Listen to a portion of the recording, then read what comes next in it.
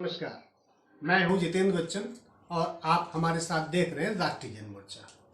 मार्च का महीना महिलाओं के लिए समर्पित होता है।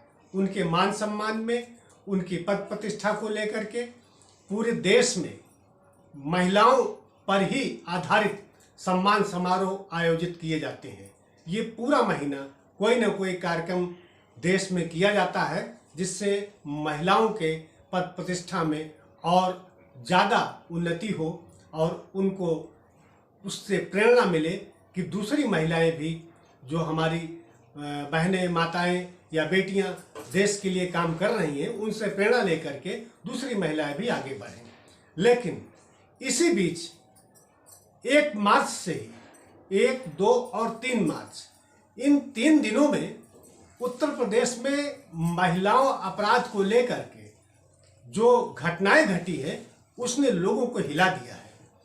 आज की बात है, बुलंदशहर का जो मामला प्रकाश में आया है, एक शख्स ने अपनी पत्नी और 2 बेटियों को हथौड़े से पीट पीट कर उनकी हत्या कर दी। ये दर्दनाक घटना, जिसने भी सुना, जो मौके पे लोग गए, जो 100 बरामद पुलिस करने जब आई, देखा तो उनकी रूह कांप उठी। उनके हृदय विदारक घटना को बताने के लिए शब्द नहीं थे। ऐसी स्थिति में हैरानी इस बात की है कि जब उत्तर प्रदेश में योगी आदित्यनाथ की सरकार है, जो इस बात का दावा करते हैं कि अपराध घट रहा है, वहां महिलाओं को लेकर के फिर अपराध बढ़ क्यों रहा है? इसी शख्स ने, जिसने अपनी पत्नी और 2 बेटियों की हत्या कर दी है, उसकी तीसरी बेटी भी थी जो अस्पताल में, उसे भी उस पर उसने वार किया था और आज वो अस्पताल में जिंदगी और मौत के बीच जूझ रही है।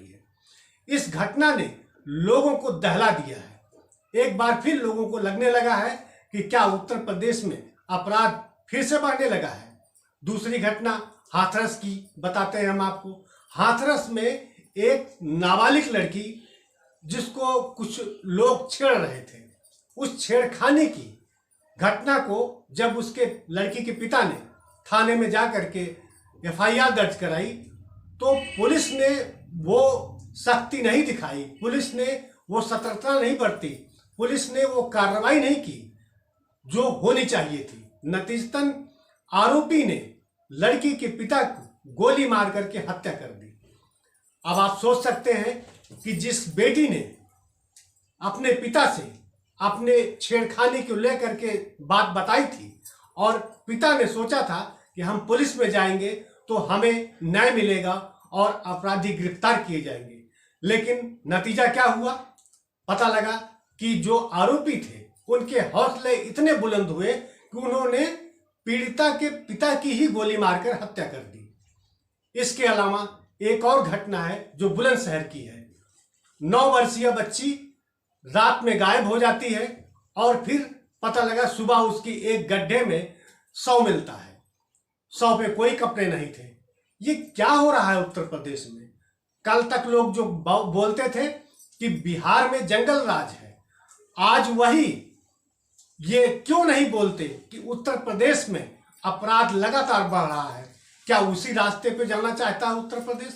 क्या उत्तर प्रदेश की सरकार सिर्फ डंके बजाती है? क्या योगी आदित्यनाथ इस बात को नहीं समझते कि उनके प्रदेश में जो अपराध की घटनाएं बढ़ रही हैं, खास करके महिलाओं को लेकर के जो अपराध हो रहा है, उस पर कैसे अंकुश लगेगा? वो बार बार यही बताते हैं कि हम बहुत सख्त हैं, हमारी पुलिस बहुत तेजी से कार्रवाई कर रही है। पुलिस उस घटना को अंजाम क्यों दिलवाती है? हमारा ये आरोप है कि अधिकांश घटनाएं पुलिस जो है वो उसकी बदौलत ही होती है। पुलिस अगर चाहे तो घटनाओं में कमी ला सकती है, अपराध का प्रतिशत गिर सकता है, लेकिन ये आंकड़ेबाजी का खेल नहीं है।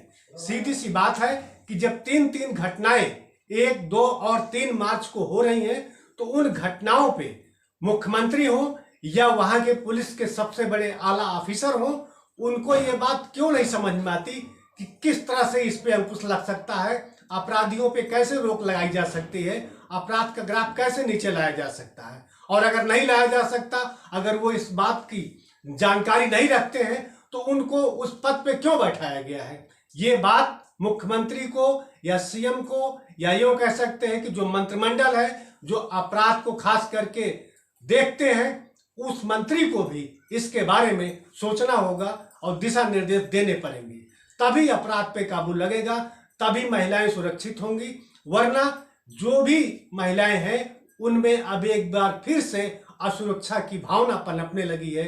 उनको लगने लगा है कि रामराज की बात करने वाली भाजपा सरकार, उत्तर प्रदेश की सरकार अब क्यों नहीं कार्रवाई करवाती, क्यों पुलिस के उदासीन हो जाती है, पुलिस को लेकर के लोग क्यों अविश्वास करने लगे हैं। ये बात हम नहीं कह रहे हैं, ये जनता के द्वारा ही हमारे सामने आई है।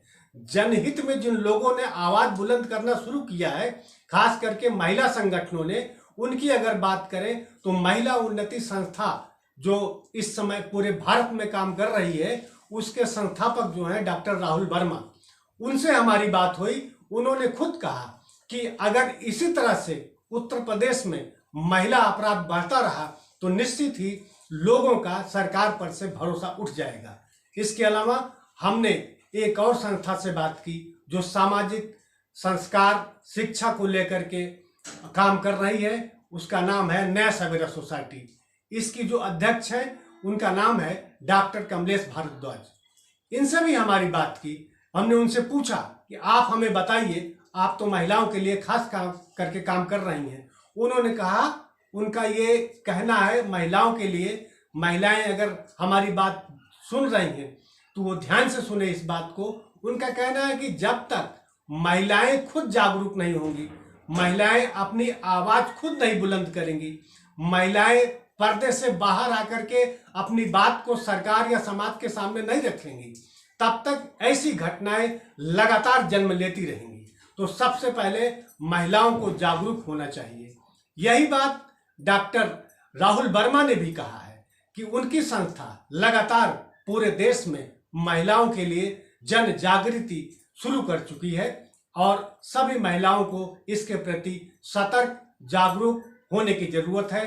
तभी अपराध पे अंकुश लग पाएगा और अपराधी पुलिस की गिरफ्त में आ पाएंगे। लेकिन ये तो सामाजिक संस्थाओं की बात है। सामाजिक संस्थाओं का जो दायरा है, सामाजिक संस्थाएं जो कर सकती हैं वो कर रही हैं। बात आती है आपकी, आपसे मेरा तात्पर्य है बहनों से, माताओं से और बेटियों से।